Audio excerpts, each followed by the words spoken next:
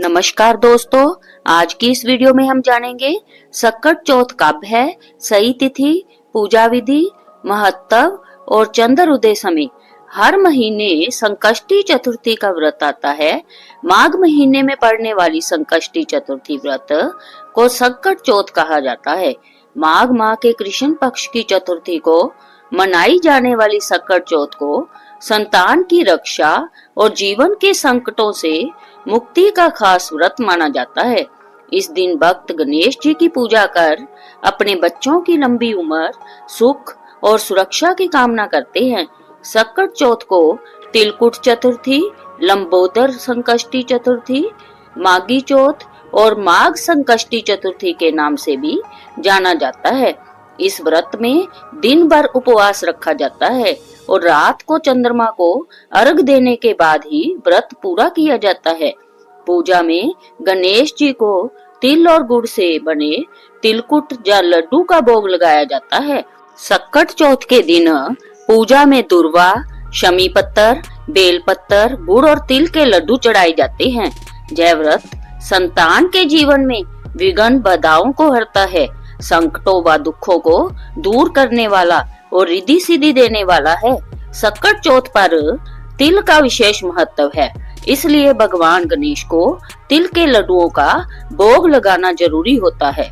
पंचांग के अनुसार माघ कृष्ण चतुर्थी तिथि की शुरुआत 6 जनवरी 2026 को सुबह 8:01 से होगी, जो 7 जनवरी 2026 को सुबह 6:52 तक रहेगी। ऐसे में संकट चौथ का व्रत 6 जनवरी 2026 मंगलवार को रखा जाएगा।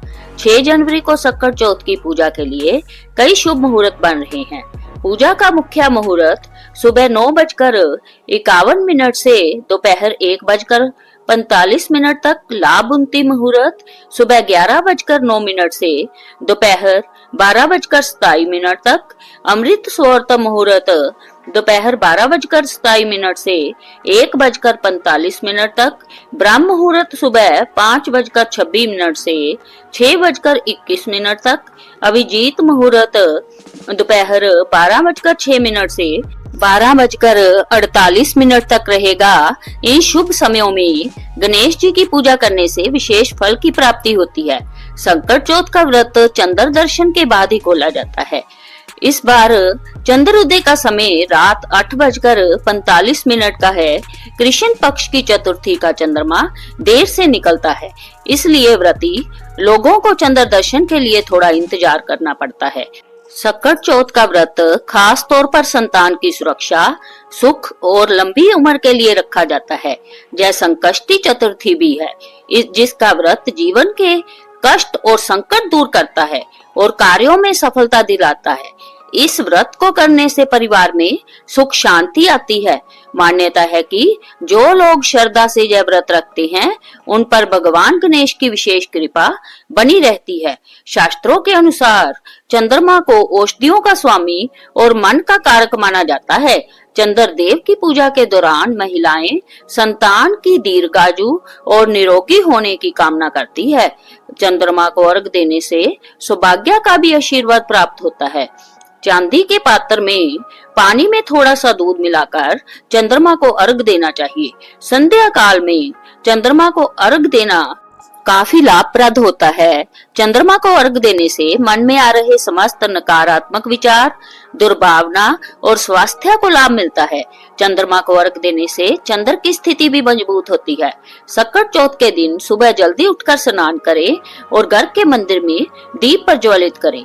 संभव हो तो इस दिन व्रत रखें। इसके बाद भगवान गणेश का गंगा जल से अभिषेक करें और उन्हें पुष्प अर्पित करें। पूजा के दौरान भगवान गणेश को दुर्वा घास जरूर चढ़ाएं, क्योंकि धार्मिक मान्यताओं के अनुसार दुर्वा अर्पित करने से गणेश जी शीघ्र प्रसन्न होते हैं।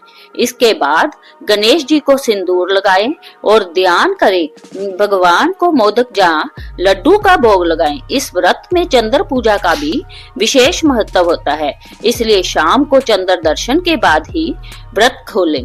अंत में भगवान गणेश की आरती जरूर करें। जय श्री गणेशा।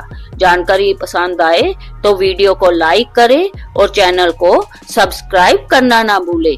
कमेंट बॉक्स में जय श्री गणेशा जरूर लिखें।